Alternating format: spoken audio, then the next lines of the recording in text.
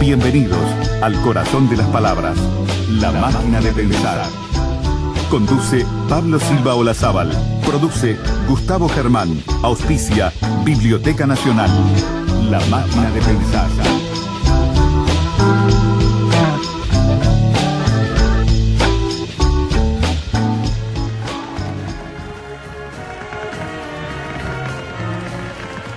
En un lugar de La Mancha, de cuyo nombre no quiero acordarme, no hace mucho tiempo vivía un hidalgo de los de lanza en astillero, adarga antigua, rocín flaco y galgo corredor.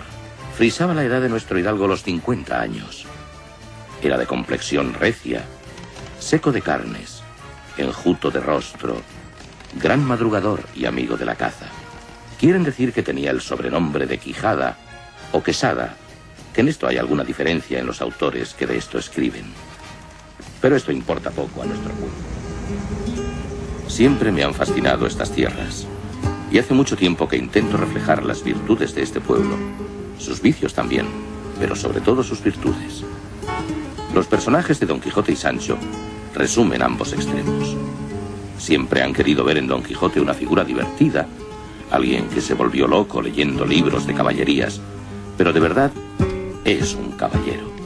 Un caballero, el caballero Don Quijote de Orson Welles. Esto es el tráiler, el fragmento de un tráiler, digamos, de la película Don Quijote Orson Welles. Acá figura como del año 92. Claro, es una película que tuvo muchas ediciones y ninguna, digamos, yo creo, definitiva. Pero bueno, la idea, amigos, estamos en La Máquina de Pensar, son las 19:03, arranca, o 19:04, vamos a hacer más puntilloso. Arrancamos con Juan Core en controles de emisión. Ahí está el hombre manejando toda la máquina de pensar, con Gustavo Germán, en una semana que dimos en llamar 400 años por la manchega llanura, porque hace 400 años, bueno, moría Miguel de Cervantes, y hay una serie de festejos. El año pasado hicimos una semana del Quijote, esta vamos a hacer, pero podríamos hacer muchas, porque en realidad podemos llamar invitados, cada uno tiene algo para decir. Pero en este caso, amigos, vamos a hablar de Don Quijote. Por eso arrancamos un poco con Orson Welles. Don Quijote y el cine. ¿Qué fortuna, qué relaciones tiene con el séptimo arte? La primera novela moderna, y para algunos la mejor novela escrita en idioma castellano. Amílcar Norchetti, ¿cómo andás? ¿Estás bien? ¿Qué tal? ¿Todo bien? Muchas gracias por invitarme. Amílcar Norchetti ya lo conocen, es crítico de cine, y bueno, le dimos un pequeñísimo tema, sí, ¿no? Porque desde que prácticamente el cine se inventó, alguien se le ocurrió hacer algo, sí, sobre Quijote, e incluso yo he pensado, hay adaptaciones o versiones de Quijote que no necesariamente tratan de Quijote. Exacto. Pero que es el mismo esquema, el mismo argumento, ¿no? Sí, sí. ¿Cómo definir primero, para empezar? Yo creo, es una opinión muy personal, a mi entender el cine está en total y absoluta deuda, no solo con el Quijote, sino con Cervantes. Veamos. Cervantes es un hombre que tuvo una vida novelesca, ¿no, verdad? Fue un joven soldado, la batalla de Lepanto, Piedra de la Mano, que la encontró después en 18 de julio y Tristán Narvaja, pero bueno, 400 años, tardó pobre. Cae preso, después vuelve a España, también está preso en España por deudas, lo acusan de malversación, muere en el medio de un nerviosismo gigantesco porque estaba dentro de en ese momento.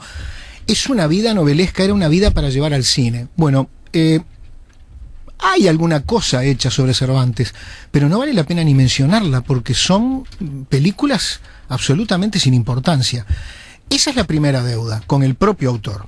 La segunda deuda la tiene el cine con Don Quijote específicamente. Y es una deuda, si se quiere, lógica, porque con el Quijote pasa lo mismo que pasa con las grandes novelas de Dostoyevski o de Tolstoy, o con Los Miserables, o con Proust. Son cosas tan elefantiásicas que no se pueden llevar jamás al cine como deberían llevarse. No, pueden ser aproximaciones. Pueden ser aproximaciones. Interpretaciones personales. Claro, ¿no? Pero no se puede, sino. Sí se podría hacer en forma de miniserie para televisión o para cable. Se hizo una miniserie. Y se ha hecho, y yo te iba a decir... ¿Cómo es? Fernando Fernán Gómez. No, esa era otra, no, con Fernando Rey. Fernando Rey. Fernando Rey. Efectivamente. Fernando Fernán Gómez es el que hizo una de las curiosidades junto con Cantinflas.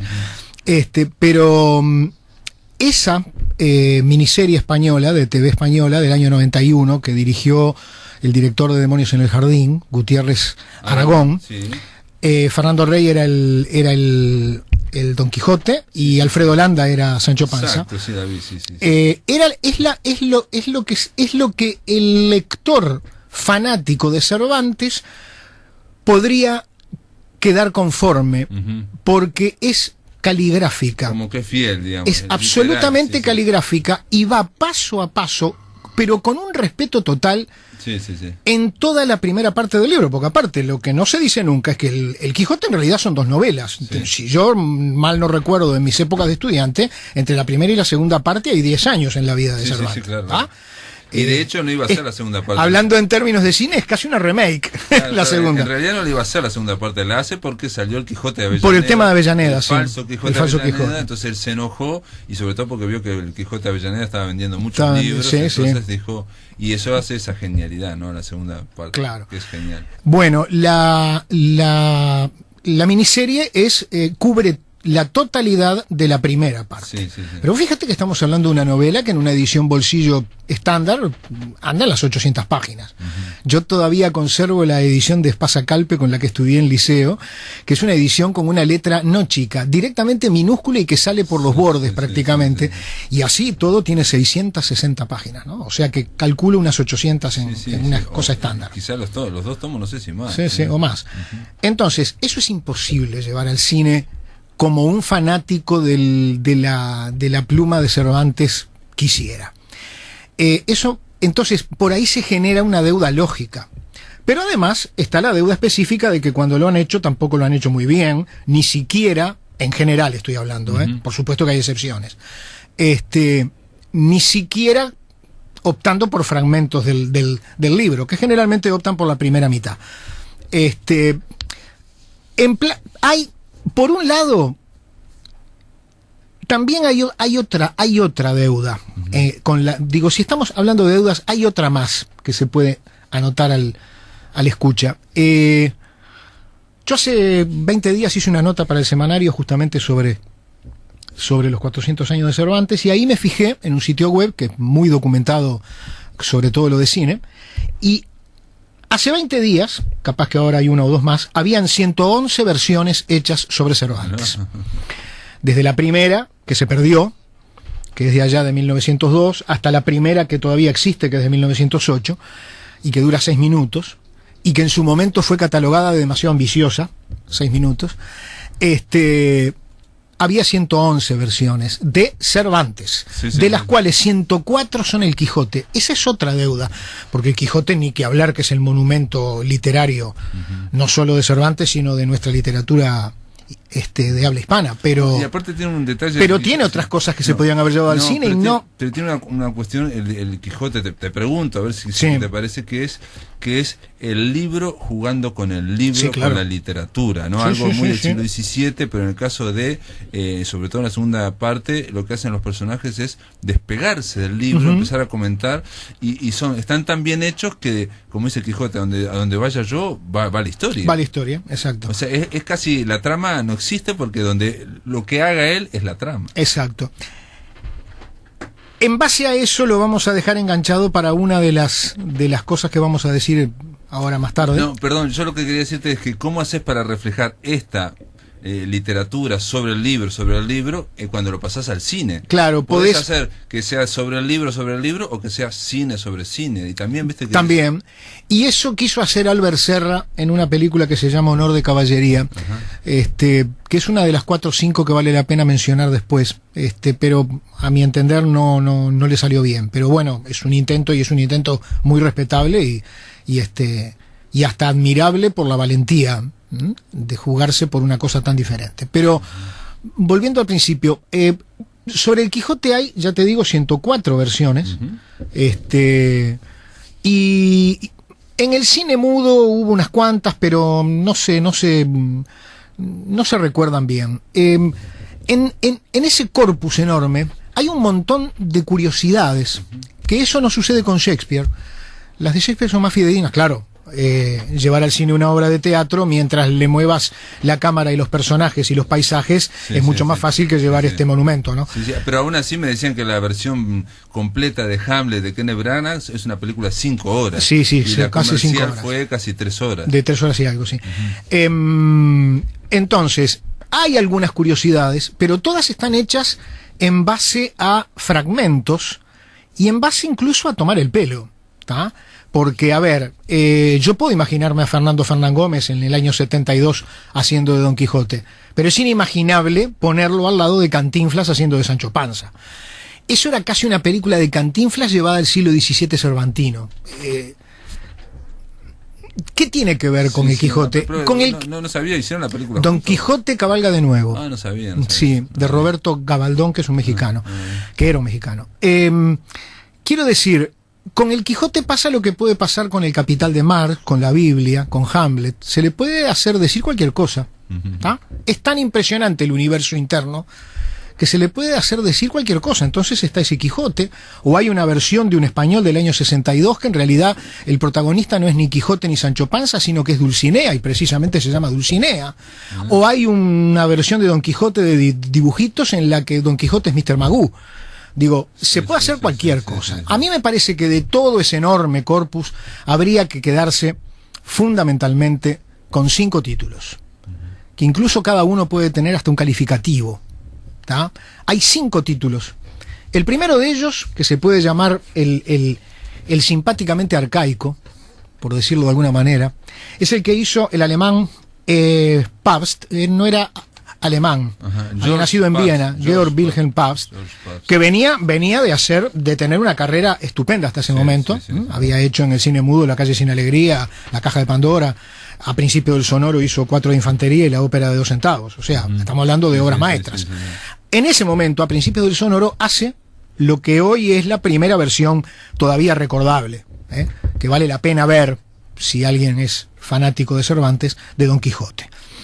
Se basa en algunos capítulos específicos del libro y tiene un valor que normalmente la gente que vea hoy la película no lo va a ver. Tiene el valor de haberse hecho en un momento que no existía el doblaje, y que tampoco estaban perfeccionados los subtítulos sobre la imagen. Estaban intentando perfeccionarlo. Estamos hablando de 1932.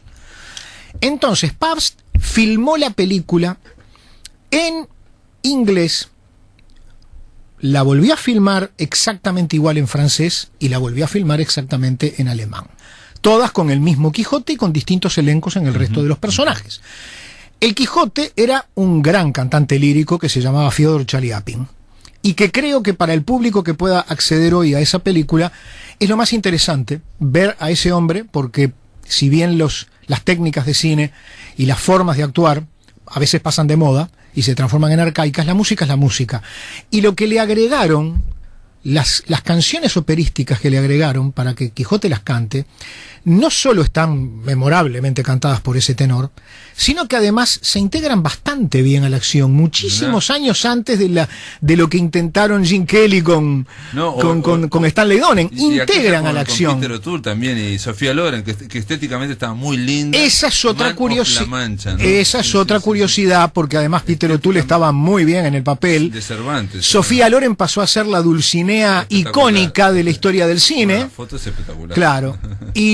Y tenía además una banda sonora estupenda, porque las canciones de Berel eran fantásticas, pero la película no para mi gusto no funcionaba nada. Yo creo que no, porque comedia no funcionaba musical, es muy difícil que juegue como comedia musical. Sí, nada. Pero entonces, esto no, y esto está hecho 40 años antes de la de Peter O'Toole.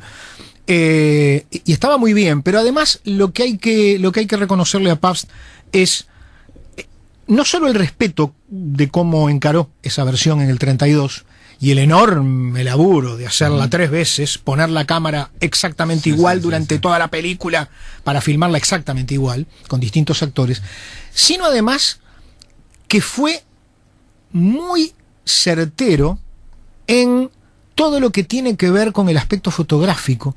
Tiene una fotografía muy nítida, en blanco y negro, obviamente, que le da un tono populista a la película. Y eso está realmente logrado. Esta película no es por hacer propaganda, pero es el único lugar en que está. Esta película y la que voy a mencionar a continuación se pueden hallar en internet, supongo que sí. En DVD las tiene Videoimagen. Ah, en Videoimagen. En Videoimagen, la de Paz está en francés. ¿Videoimagen dónde es que está ahora? Videoimagen está en el Cine Positos de Cinemateca. Perfecto. En Chucarro, frente a la cancha de Truville. Chucarro entre Avenida Brasil y Martí. Perfecto. Que tensa su vida de una forma increíble. Claro, lógico. Y eso se refleja muy bien en lo que para mí es la mejor película que se ha hecho sobre el Quijote hasta el momento, que es la versión rusa de Kozintsev del año 57. Todo el mundo habla bien de esa película. Es una maravilla visual, pero además es una maravilla de compenetración con el original literario. Se nota que Kozintsev releyó el libro y no se quedó solamente en leerlo, sino que se tomó tiempo para entenderlo y sacarle el jugo máximo. Él hace lo mismo que hace Pabst. Agarra unos capítulos, les exprime lo mejor a cada uno, con un libreto que no tiene fallas, pero además tiene dos cosas a su favor. Un enorme fotógrafo, que filma en Cinemascope y en Technicolor, allá era Soft Color, pero bueno, es el Technicolor, y usa esa pantalla panorámica y ese colorido premeditadamente vangoghiano para darle una cosa amarilla, vivaz a la película. O sea que, perdón la ignorancia, es en color, no es en blanco y negro. No, es en color, la de Kozintsev es en color y en Cinemascope. Se me acordaba que era Nikolai Cherkasov, eso sí. Claro, y bueno, esa es la segunda cosa que tiene a su favor. El actor, Nikolai Cherkasov, que a muchos de repente el nombre les suene y a otros no les diga nada. Nikolai Cherkasov es un señor que unos años antes, 15 y 20 años antes, había hecho dos papeles que hoy son icónicos en la historia del cine para Eisenstein. Cherkasov fue Alejandro Nevsky y luego fue, mejor aún, Iván el Terrible en El Díptico. Entonces, ahí la rompió con Iván el Terrible. Ese señor se pone en la piel del Quijote y es el Quijote definitivo. Y la película es el Quijote definitivo hasta el momento actual y hasta que alguien no haga algo mejor. No solo por esa compenetración, sino además por la parte estética. Yo estaba mirando el otro día un fragmento, la elección de los paisajes. Yo tengo un apunte acá que hice para que no se me olvide. La ambientación, la elección de los paisajes, los decorados, los utiliza para volcarte en pantalla un complemento de lo que el libreto da, que es un análisis de las costumbres de la época. ¿Tá? Si a eso le sumas la actuación del protagonista, y si a eso le sumás lo bien elegidos que están los episodios específicos que aborda,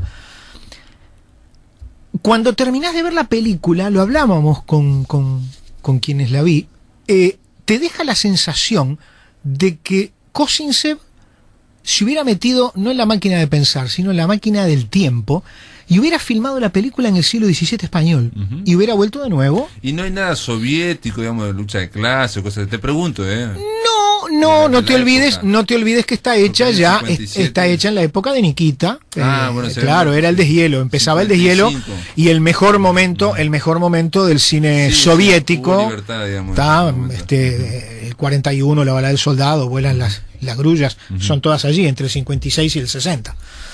Ya después vuelven otra vez los problemas. Ese para mí es el Quijote que debería ver un fanático del Quijote. Después hay dos proyectos que son muy locos. Uno es el de Orson Welles.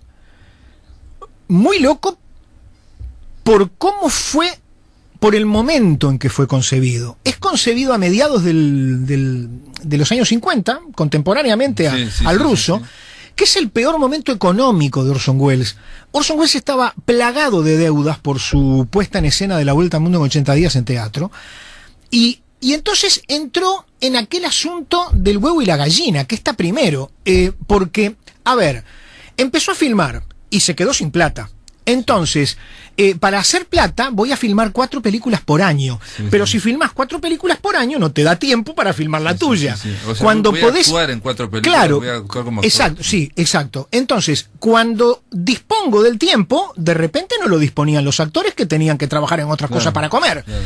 Y entró en una vorágine que ya la había pasado con Otelo y tuvo suerte, pero con el Quijote no tuvo suerte. Sí, sí, Otelo le llevó como varios años, pero Otelo le llevó 4, sí, pero 4. acá fue imposible. 30. Claro, Dulcinea, como me decías tú fuera de micrófono, Dulcinea envejeció, claro. Akin Tamirov y Reiguera, que eran los actores, murieron, pasaron 28 años y se muere el propio Orson Welles. Claro. Y en el 92, 7 años después que Orson Welles muere, Jess Franco, que fue muy famoso entre determinado público porque se había especializado durante años en hacer una especie de porno español. Sí, porno soft. Sí, claro. Pero que fue el asistente de Orson Welles. Pero fue el asistente, sí, y el asistente en Campanadas a Medianoche, que es una maravilla.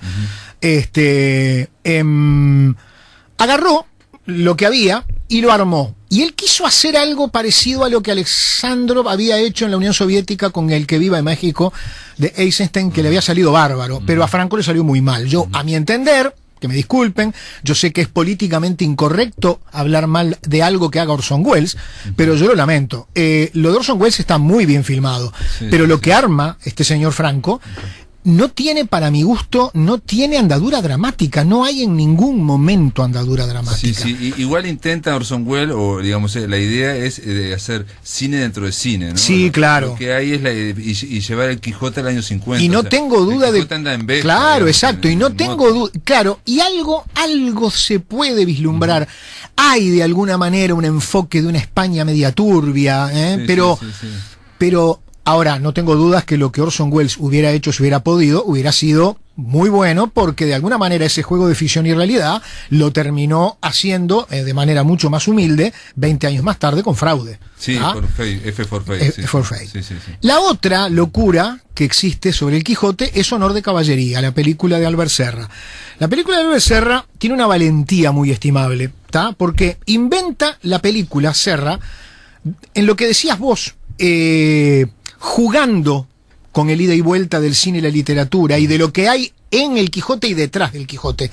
Inventa el relato desde la nada. A ver, es como si yo, para que el escucha me entienda, es como si yo quisiera filmar una semana en tu vida, Pablo. Sí. Entonces yo sé que vos venís a la radio, yo sé que vos tenés un montón de otras actividades, yo sé que te sentarás en tu casa para hacer algún libro, y entonces yo quiero filmar una semana de tu vida y en lugar de enfocar eso, enfoco cuando estás durmiendo, o te enfoco cuando vas al baño y te bañás. Digo, eso es lo que hace Serra. Da la sensación de que él filma lo que pasa entre capítulo y capítulo del libro, o sea, filma la nada. Bueno, es muy respetable hacer una cosa así, porque el cine, además de intentar ser un arte, no tiene más remedio que ser un negocio, y me parece muy loable que haya productores que le den plata para hacer algo así tan arriesgado. ¿Cómo se llama ese? La locura, no. Honor de Caballería. Honor de Caballería. La exhibió Cinemateca hace unos años en la sala 18. Esos son los 4 títulos que hay que tener en cuenta, 2 por la contra y 2 que hay que respetar, sobre todo el de Kosinsev. Y hay un quinto que yo se lo recomiendo a la gente porque HBO lo da cada tanto, que no es sobre el Quijote, que es sobre una quijotada de Terry Gilliam, que es Perdidos en la Mancha.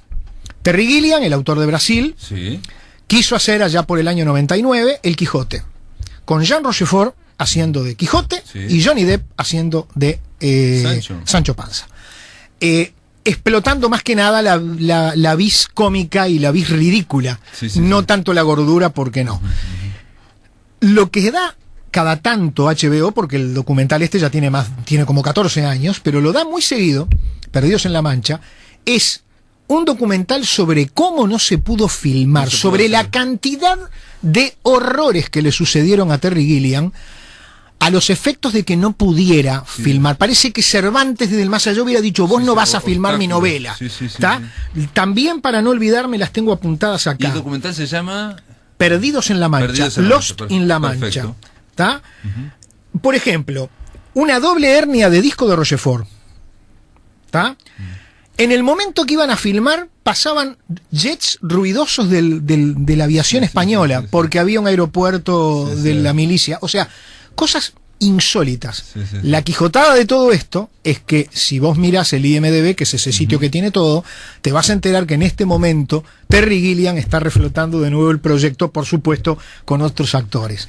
O sea que si hay un equivalente del Quijote en este momento en el cine es el señor Gilliam. Terry Gilliam. Muy bien, gracias a Amílcar por favor, por este panorama que nos diste, y bueno, ya saben, todas estas recomendaciones. No pierdan la versión de Kosince, vale la pena. Exactamente, sí, vale sí, la pena rescatarla. Vale la pena rescatarla. En el aire de Radio Uruguay, La Máquina de Pensar.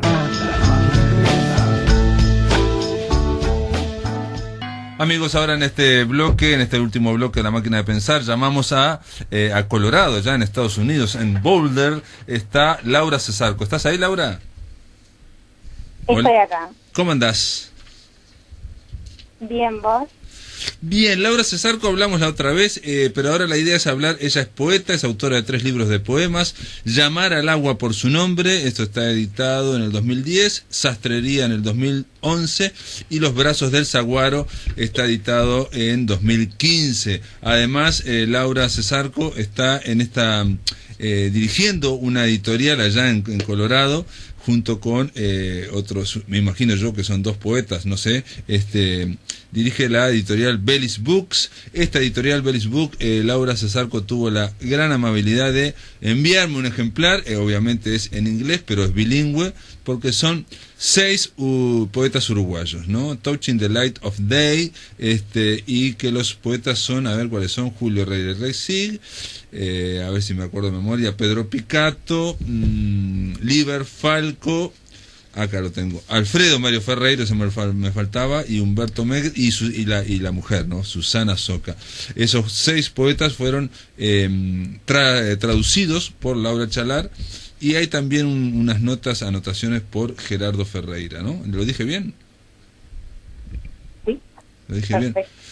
Incluso en la contratapa, hay muy linda la contratapa, está escrita una por Jessie Lee Kercheval, todos la conocemos, es una poeta y traductora que de alguna forma está haciendo de puente con Estados Unidos, tradujo El Puente Invisible, una selección de poemas de Circe Maya, y hay una contratapa también de un señor que no lo conozco, Brian Daldorf, que dice al final que leyendo estos poemas... Él es editor de una revista que se llama Coffee Review, y también de una editorial que con el mismo nombre, que justamente publicaron una plaquette, un chapbook de Laura Chalar, que es un libro que ella escribió en inglés. Mirá, bueno, decirle a Brian Daldorf que me gustó mucho la última frase, dice: leyendo este libro que son estos 6 poetas uruguayos, dice que es como, ¿no?, mirar a través de las ventanas de las páginas, como la primera luz del día revela un nuevo mundo, ¿no? Me gustó ese final. Sí, a mí también me gusta, porque en parte refleja muy bien la misión, ¿no?, y el proyecto que tiene Laura Chalar, no solo en este libro, sino en general lo que ella hace, que es siempre busca difundir la literatura uruguaya, y ella hace años que está en este proyecto de difusión, pero que es un proyecto de difusión muy hermoso, que también siempre incluye comunidad, y es por eso que nos atrajo en Bellis Books trabajar con ella, porque en este libro, de esta antología de 6 poetas uruguayos, ella reúne, además de reunir estos 6 poetas, reúne a una artista visual, Raquel Barbosa, exacto, que no solo hizo el dibujo de la tapa, sino que también un retrato de cada poeta. Es cierto. Y también está Gerardo Ferreira, que es el que hizo una introducción académica de cada uno de los poetas. O sea que fue hermoso este proyecto, y poder trabajar con ellos, que nos dio a conocer que da a conocer a estos poetas uruguayos. En Estados Y de alguna forma también estoy pensando, Laura Chalar vive en Buenos Aires, Gerardo Ferreira vive aquí, Raquel Barbosa, que es dibujante, muy buena dibujante, hizo el libro junto con Ricardo Pallares, Antártida, la Antártida Celeste creo que se llama, no, la Antárticos, bueno, ahora no me acuerdo cómo se llama el libro, perdón. Y Antártica, me parece. Antártica, vos sabés que no me acuerdo exactamente, pero bueno, No me acuerdo, sí. Unos bellos dibujos, y en este caso también hay bellos retratos de Liber Falco, de Megue, de Julio Recido, de Susana Soca. Hay una pregunta que te quiero hacer, Laura. Vos obviamente sos uruguaya, estás allá cursando el doctorado de literatura en el departamento de español y portugués en la Universidad de Colorado en Boulder. Pero, digamos, tus otros dos socios en la editorial Bellis Books no son, o son uruguayos, no son uruguayos. No. No son uruguayos. Yo soy la uruguaya y soy la poeta del equipo. Después está Minerva Laviaga, que es mexicana y es escritora en prosa, de ficción. Y después está Trevor Duarte, que es estadounidense. Y que es biólogo, nada que ver, nos ayudan mucho. La pregunta era porque precisamente, digamos, ¿cómo presentaste este proyecto? Digamos, para un uruguaya decir Liber Falco, Julio Herrera Reisig, ¿no? No sé, Humberto Megre, digamos, no hay que presentarlo mucho, ¿no? Digamos, si no te gusta Julio Herrera y Reisig, te gusta Liber Falco, y si no te gusta Liber Falco, te gusta Humberto. Es un criterio muy amplio. Sin embargo, para los que no son uruguayos, no son poetas tan conocidos, me parece, por fuera del idioma. No, que tenés razón. Y ni siquiera, lamentablemente, muchas veces en Uruguay son conocidos. Pero, y Alfredo Mario Ferrero, menos todavía, por ejemplo. Sí. Nosotros somos una editorial nueva, este es nuestro primer año. Y la idea es de que cada año sacar 3 libros, uno en el género de poesía, otro en ficción y otro en traducción. Este segundo año, que ya empezamos ahora, tenemos una convocatoria abierta, porque ya, digamos, nos establecimos como editorial. Ahora, el primer año, como nadie nos conocía, obviamente, y todavía no teníamos ningún libro para mostrar, decidimos que la forma de proceder no iba a ser con una convocatoria abierta, sino que tocándole la puerta a personas específicas, ¿no? Entonces conocí tanto Paul Pedrosa, que es el que escribió el libro de ficción que publicamos, Jeff Turpin, el de poesía, y Laura Chalar. Los conocíamos su trabajo, conocíamos su visión de la literatura y les tocamos las puertas. Y a Laura Chalar yo ya la conocía, ya habíamos trabajado mucho juntas, tanto como ella como traductora de mi poesía, yo como traductora de la poesía de ella. También yo había sido la editora de 2 revistas bilingües antes de mudarme a Colorado, y ella había mandado su trabajo, o sea que la conocía muy bien profesionalmente, conocía muy bien su misión de difundir la literatura uruguaya. Entonces le escribimos y le dijimos, este es nuestro proyecto, esta es nuestra editorial, estarías interesada en participar, y ella nos contó que sí, que acababa de terminar esta antología y nos la mandó. Y la verdad que nos enamoramos, porque tanto yo siendo uruguaya, pero también ellos dos, porque no hay como no enamorarse de estos poetas. Pero además su traducción es impresionante, y nos encantó el hecho de que ella nos propusiera incluir a Gerardo Ferreira y a Raquel Barbosa. Raquel Barbosa había trabajado con nosotros en un proyecto que Laura Chalar también encaró y dirigió, que fue un dossier de poesía uruguaya en la revista inglesa Modern Poetry in Translation, sí, donde hablamos. Raquel Barbosa fue la que hizo la tapa.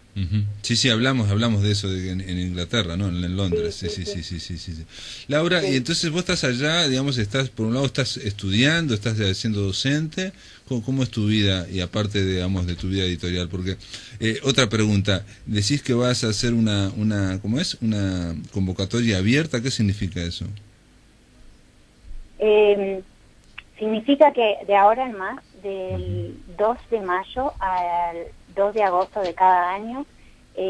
Tenemos lo que se llama una ventana de lectura en la que recibimos potenciales colaboraciones, manuscritos, digamos, ¿no? En ficción, en poesía y en traducción del español y portugués al inglés.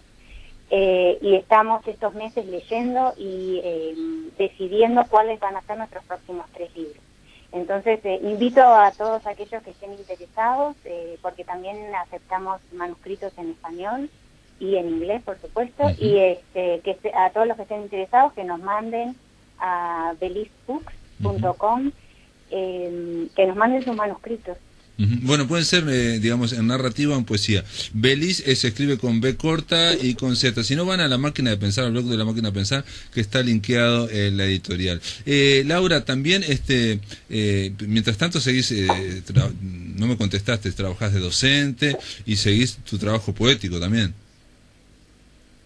Sí, por supuesto, sí, no quise evadir la pregunta. Sí, por supuesto, la poesía es muy, muy importante para mí, no la dejo a pesar de que haya hecho el doctorado, que dicho sea paso me acabo de graduar.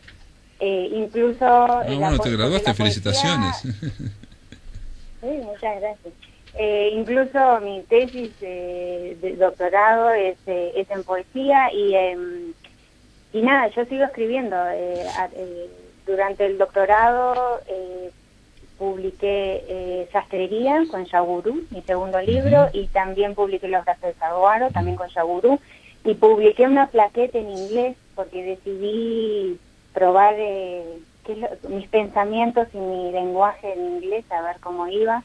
Entonces escribí un manuscrito en inglés, una parte que fue publicada en una plaqueta por una editorial de acá de Colorado. Así que sí, sigo escribiendo y sigo ahora también en otros proyectos de poesía. Y decime, ¿se puede saber cuál fue el tema de tu tesis?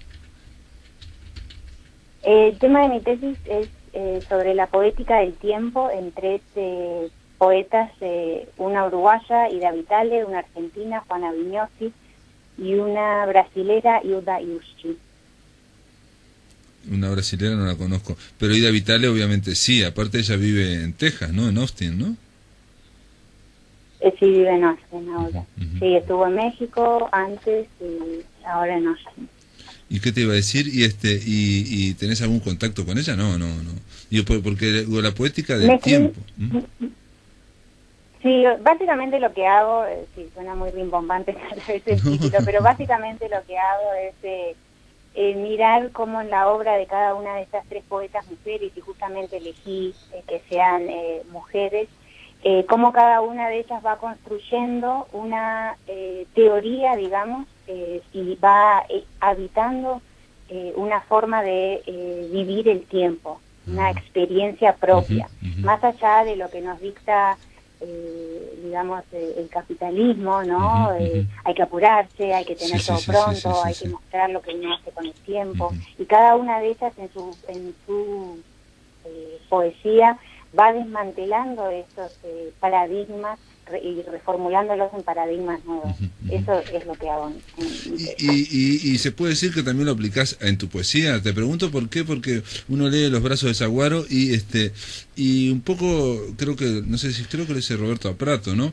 Digamos, tu poesía no está jugada necesariamente a la sonoridad, sino habla como, a ver qué dice aquí, algo así como que la continuidad se quiebra sin dejar de hablar de lo mismo, como si la dicción se tensara en el afán de seguir. De ahí salen las imágenes, pero sobre todo los razonamientos instantáneos. Hay como una observación cotidiana, pero que no es coloquial, no es algo coloquial, es como una observación de situaciones. Sí, mira, Los brazos de Saguaro fue una abertura del modo que yo tenía de escribir antes. Llamar al agua por su nombre y Sastrería fueron escritos en torno a obsesiones, ¿no? Yo venía de Montevideo, que estamos ahí con el Río de la Plata, estuve en Jerusalén 9 años, después en El Paso, Texas, 4 años, Jerusalén y El Paso son 2 desiertos, yo desesperada por el agua, entonces todo ese libro gira en torno a la obsesión del agua. Después Yacería gira en torno a la obsesión de la memoria. Mi padre se estaba muriendo, yo me tomé un semestre libre para acompañarlo. Entonces estoy pensando en la memoria, pero también obviamente mis abuelos, que ahora ya no están, pero en ese momento estaban. La memoria de algo que todavía no sucedió, la memoria como el cáncer que se va repitiendo en mi cuerpo, cómo funciona la memoria, diferentes miradas para tratar de entenderla. Y los brazos del saguaro, en vez de funcionar como un círculo, ¿no? que sería la obsesión, ¿no? La figura de la obsesión desde el círculo, forma más bien la figura del espiral, ¿no? Va volviendo a los mismos temas, pero siempre, creo yo, de un ángulo un poco diferente, pero sí también en la observación, pero hay como un recorrido un poco diferente en este libro. Y el saguaro es un cactus. Sí, tuve que buscarlo, vamos a aclarar. Es un cactus de esos de largos, altos. Sí, largos y altos y que tienen brazos. Son como los típicos que aparecen en los emoticoncitos del WhatsApp y todas estas tecnologías. No, y en las películas de Cowboy, son los que aparecen en las películas de Cowboy. También, por supuesto, y en Snoopy. La particularidad que tiene es que primero crece el tallo principal y después de unos 75 o 100 años recién ahí empiezan a salir los brazos. Hay un recorrido, hay un crecimiento, hay una maduración, y del mismo modo yo traté, este libro traza ese crecimiento y maduración, ¿no? Está dividido en 4 partes. La primera, Finn termina con la boca cerrada, está lidiando con el hablante, está lidiando con un duelo, parecido a Yacería, pero un poco más ya encarando la pérdida. Después en la segunda parte, de volver en tinta, es un volcarse a la escritura para poder salir adelante, y diferentes estrategias de enfocar los ojos en diferentes cosas. La tercera sección, lo cotidiano de un piercing, es justamente mirar a los detalles de cada una de las cosas cotidianas. Y finalmente, longitudes y latitudes, es una visión un poco ya más retirada y más amplia, que se enfoca en cambios, en diferentes perspectivas y posiciones. De todas formas, aunque vas pasando de distintos lugares, siempre hay digamos, una voz que es muy rioplatense, ¿no? Incluso hablas en algunos momentos el voceo, ¿no? O sea, eso no lo perdiste. No lo perdí. Ese es el español que yo aprendí. No, pero habiendo viajado en tantas partes, viste que, digo, no habiendo estado en tantos lugares, en fin, Colorado, yo no tenía muy claro, pero Colorado está ahí cerca de Nuevo México, ahí donde todos los que vimos Breaking Bad, donde funcionaba esa tierra, digamos, muy vinculada, ¿no? a lo mexicano, a lo latino, ¿no? Está en la frontera con Juárez. Claro, por eso digo, ¿no? Esas cosas no las perdí, pero también la verdad que me incomoda, o sea, es algo, me incomoda un poco, quiero decir, medirme con el parámetro de cuán rioplatense soy. O sea, sí, obviamente me siento de